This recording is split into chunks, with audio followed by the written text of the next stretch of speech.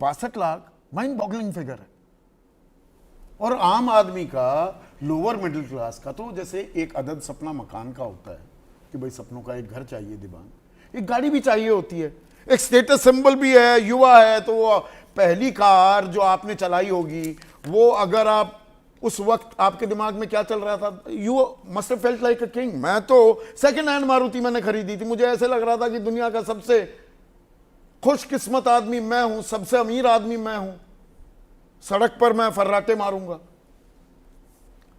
बिल्कुल सही आप कह रहे हैं। सर देखिए, दो हिस्सों में इसको बांट सकते हैं। एक तो हम ये देखें जो इम्प्लीमेंटेशन है, आप लोकतंत्र में हैं, आपको एक पॉलिसी लागू करनी है, आप लोगों को एजुकेट कीजिए, उनको रिस्पॉन्सिबिलिटी के बारे में बताइए, फिर वो अपनी पार्टिसिपेशन भी करेंगे। ये भाव क्यों है नेताओं में, रूलिंग पार्टी के नेताओं में, कि लोग एक तरीके से दुश्मन हैं? नहीं, मैं इसमें एनजीटी और सुप्रीम कोर्ट को भी जोड़ना चाहूंगा। इसमें हमें लोगों पर ये चीज थोपनी है। आप थोपना क्यों चाहते हैं? आप एजुकेट कीजिए, बताइए, भाई अगर सांस ले रहा हूं तो मैं ही तो ले रहा हूं सांस, मुझे बताइए, समझाइए, तो मैं क्या होगा, ये भी संभव है आपकी पॉलिसी इंप्रूव करवा दूं कुछ। पर ये नहीं हो रहा है लोकतंत्र में।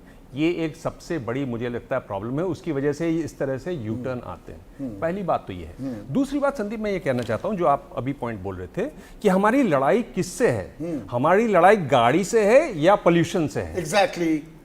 मुझे नहीं लगता कि इसमें जो भाव आ रहा है कि गाड़ी से लड़ाई नहीं है, आपको पोल्यूशन से लड़ाई नहीं, आपको लड़ाई गाड़ी से है। आप जो गाड़ी चलाते हैं, और इस बात का उल्लेख नहीं आया किसी ने, कि आपकी जो गाड़ी चलती है 15 साल की भी हो, आपका एक होता है पोल्यूशन अंडर कंट्रोल सर्टिफिकेट आता है। न लिया हो तो साल भर बाद मैसेज आता है, मैसेज दर मैसेज आता है, आपने वो नहीं लिया। उसका क्या मतलब है? मतलब यह है कि मैं गया, मैंने गाड़ी चेक करवाई और पाया गया कि ये पोल्यूशन नहीं करती है। यूरोप वगैरह में क्या होता है, अगर आपका पोल्यूशन अंडर कंट्रोल में गाड़ी नहीं आ रही है, तब आपको फिल्टर्स बताए जाते हैं कि ये फिल्टर लगा लीजिए, ये फिल्टर लगा लीजिए, ये लगा लीजिए।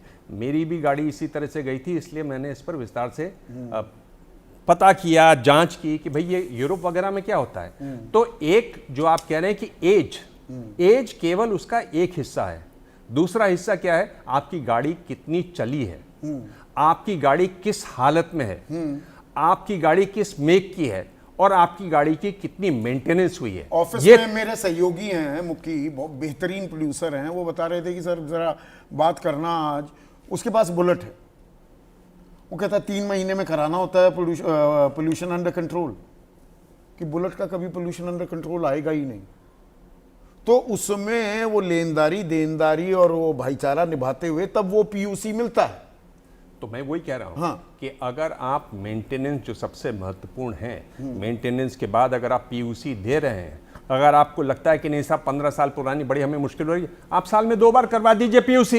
ये तो कॉमन सेंस की बात होगी। मैं एक और, आप गाड़ी से लड़ रहे हैं या पोल्यूशन से लड़ रहे हैं? बहुत बेहतरीन पॉइंट आपने। मैं आपसे कह रहा हूं कि आप पोल्यूशन से कम और गाड़ी से क्यों ज्यादा लड़ रहे हैं? अब इसी को थोड़ा व्यापक करता हूं, बड़े बड़े। हाँ, ना, इसको मैं थोड़ा और व्यापक करता हूं। ये आम आदमी पर गाज क्यों गिरती है? चलिए फॉर आर्ग्यूमेंट सेक मैं ये मान लेता हूं, 10 साल पुरानी गाड़ी वो करती है, तो जी गाड़ी बेची जाएगी या कबाड़ी के पास जाएगी, मतलब सरकारी कबाड़ी की भूमिका में। यमुना का प्रदूषण बहुत बड़ा मुद्दा बना हुआ है, गंगा का भी, यमुना की बात करते हैं। ये आज तक एक फैक्ट्री बंद की गई है, जो फैक्ट्रियों का कचरा आ रहा है ना, वही प्रदूषण की सबसे बड़ी वजह है। बिल्कुल। एक फैक्ट्री बंद हुई, बिल्कुल, आम आदमी की 62 लाख गाड़ियां आपने कबाड़ में तब्दील कर दी। फैक्ट्री का कबाड़ कब, किसी फैक्ट्री को कबाड़ बनाया किसी ने? बनाएगी सरकार। इसमें मैं आपको एक आंकड़ा देता हूं। सीएससी है, बहुत अच्छा काम करते हैं वो लोग, अपना निष्पक्ष है, स्वतंत्र लोग हैं।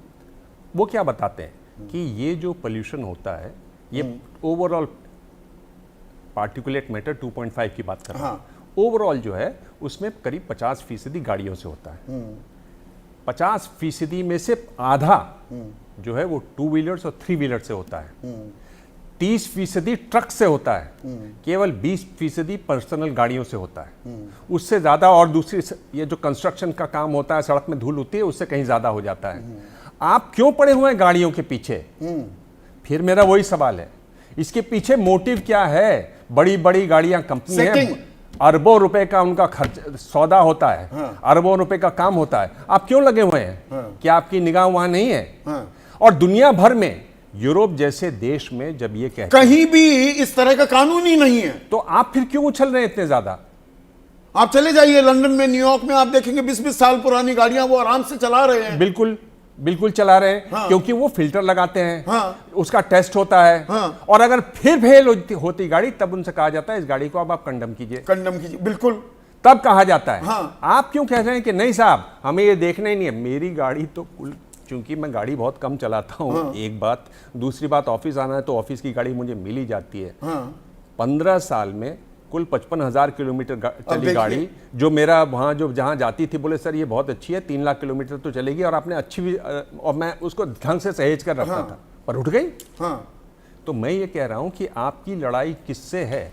आप ये एक बड़ा अहम और दिलचस्प कमेंट किया है, उसी पर मैं आपसे लास्ट एडिटोरियल कमेंट, आज कंक्लूजन आप ही करिए प्रोग्राम की। दिबांग प्रदीप श्रीवास्तव हैं, सिवानी वासी, ये कह रहे हैं हमारे देश में हर चीज की निर्धारित आयु है, बस नहीं है तो नेताओं की, आखिर ऐसा क्यों? हर चीज की एक्सपायरी है। नहीं, बिल्कुल सही कह रहे हैं। और ऐसा कहा जा रहा है, बीजेपी ने तो कोशिश की है कि 75 पार को रोका जाएगा। अब देखते हैं ये कहां तक चलता है खेल। पर एक और मैं थोड़ा सा करेक्शन कर दूं, एक सज्जन ने कहा कि पीपल का पेड़ ऐसा है जो दिन रात ऑक्सीजन देता है। नहीं देता। माफ कीजिए, नहीं देता है। नहीं देता। पीपल का पेड़ एक काम करता है कि वो रात को कुछ कार्बन डाइऑक्साइड अब्सॉर्ब करता है, क्योंकि उसे वाटर के लॉस को नहीं, कम नहीं, करना ये है, बढ़िया। पर वो ऑक्सीजन नहीं देता। मैं ये कहता हूं कि कम से कम इस शो में इस तरह की बातें नहीं जानी चाहिए। बिल्कुल सही, और आपने दुरुस्त कर दिए हैं। आम आदमी के साथ इस तरह का बर्ताव क्यों होता है और कब तक होता रहेगा, इसमें कहीं आम आदमी, आप भी, मैं भी, हम जो लोग मिडिल क्लास वाले हैं, हम थोड़ा संकोच कर जाते हैं क्या? बातें बड़ी बड़ी करेंगे, अपने हक की, अपने अख्तियार की, अपने अधिकार की जहां लड़ाई होती है, तो क्या हम चुप बैठ जाते हैं, चुप्पी साध लेते हैं, तो फिर खुला खेल फर्रुखाबादी भी हो। सोचिए।